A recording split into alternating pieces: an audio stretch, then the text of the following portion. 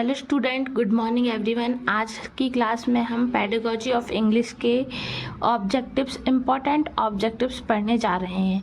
तो आप मेरे चैनल को सब्सक्राइब कर लें और बेल आइकन पे प्रेस कर दें ताकि नोटिफिकेशन आप तक पहुंच सके।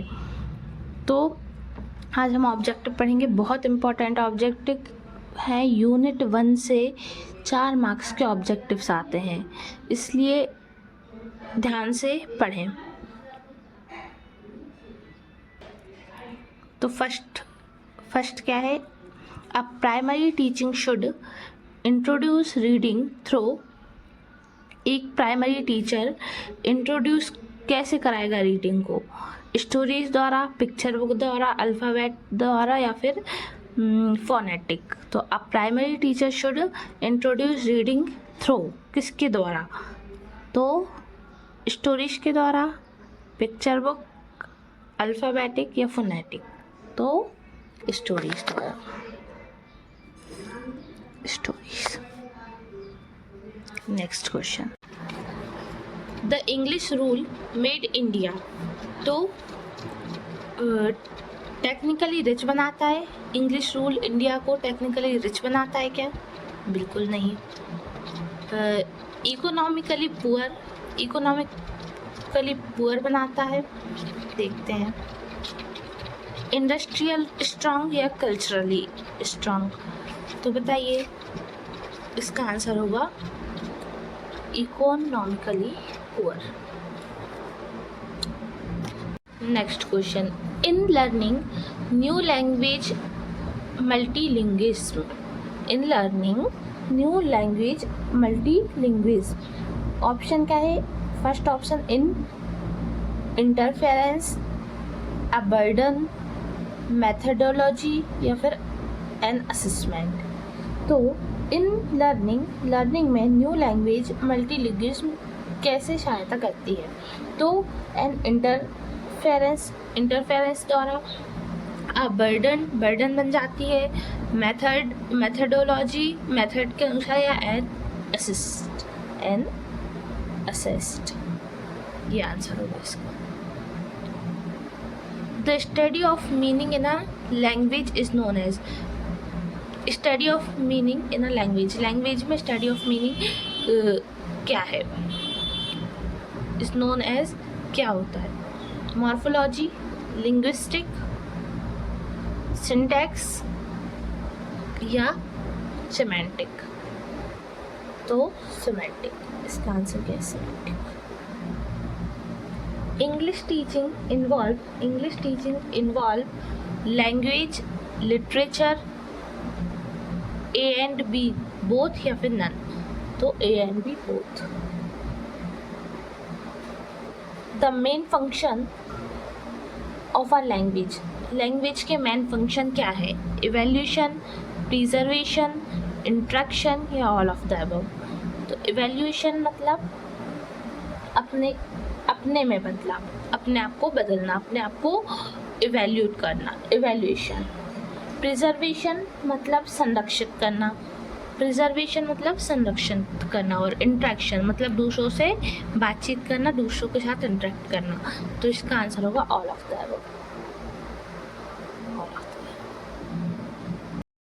आते हैं नेक्स्ट क्वेश्चन पे, 7th पे।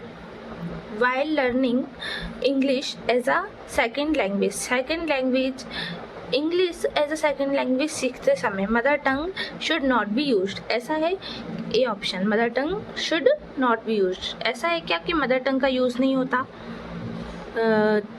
B option, there is no role of mother tongue का कोई रोल नहीं होता इंग्लिश लैंग्वेज सीखते समय। Use of mother tongue will facilitate के रूप में काम करती है मदर टंग। या फिर आई विल क्रिएट इंटरफेरेंस, यह एक इंटरफेरेंस, रुकावट क्रिएट करती है, परेशानी क्रिएट करती है। कौन सी? Mother tongue. ऐसा है क्या? इट विल क्रिएट है, ये इट विल क्रिएट। तो इसका ऑप्शन होगा use of mother tongue will facilitate के रूप में हेल्प करती है मदर टंग। ना ऐसा नहीं है कि मदर टंग यूज़ ही नहीं करती। अपन इंग्लिश सीखते हैं, अपन को कैसे इंग्लिश आती है? मदर टंग का यूज़ करके। जैसे अभी मैं आपको समझा रही हूँ, अगर मैं हिंदी में ना समझाऊँ तो आप तो इंग्लिश सीख ही ना पाओ, ऐसा। चलिए तो बढ़ते हैं नेक्स्ट क्वेश्चन की तरफ। Next question, the major objective of teaching English at primary level. Primary level पर इंग्लिश सीखने का क्या उद्देश्य है, क्या मकसद है?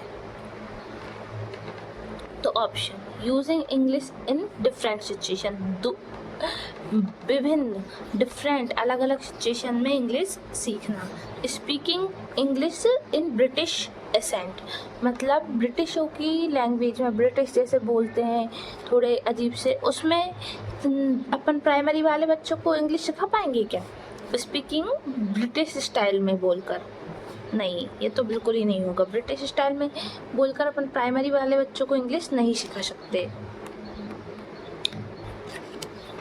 Scoring good marks in exam, exam में गुड मार्क्स लाके सिखा सकते हैं, ये भी गलत है। Knowing the grammar of English, English की ग्रामर जानकर सिखा सकते हैं क्या?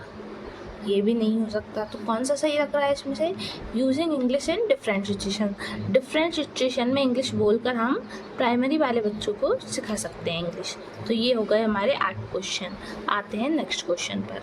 Now next question, what is, which one of the following is not true about status of English in India. Status of English का दर्जे के, उसमें कौन सा इंग्लिश का दर्जा भारत में, इन वर्ल्ड में, दुनिया में क्या है, इसके लिए कौन सा कथन गलत है, कौन सा सेंटेंस गलत है?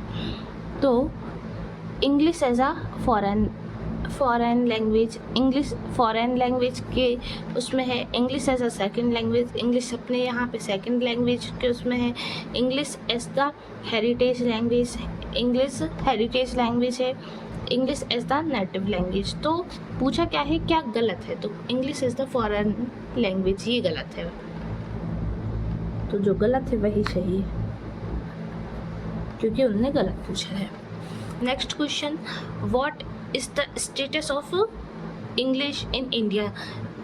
स्टेटस ऑफ इंग्लिश इंडिया में क्या है, भारत में इंग्लिश का दर्जा क्या है? तो ये एक रीजनल लैंग्वेज है, ये एक फॉरेनर लैंग्वेज है, ये एक एसोसिएटेड ऑफिशियल लैंग्वेज है, या फिर ऑफिशियल लैंग्वेज है। अपने यहाँ पर कोई भी ऑफिशियल लैंग्वेज नहीं है। तो इंग्लिश क्या है? एसोसिएटेड ऑफिशियल लैंग्वेज है। English is a associated official language. ठीक है, तो आज हमने ये 10 ऑब्जेक्टिव्स करे, ये बहुत इम्पॉर्टेंट है, प्रीवियस ईयर में भी पूछे जा चुके हैं। तो अब हम मिलते हैं नेक्स्ट क्लास में। नेक्स्ट क्लास में अपन फिल इन द ब्लैंक्स करेंगे और 1 वर्ड्स वगैरह करेंगे। तो ठीक है, तब तक के लिए मेरी वीडियो को लाइक करें और मेरे चैनल को सब्सक्राइब करें।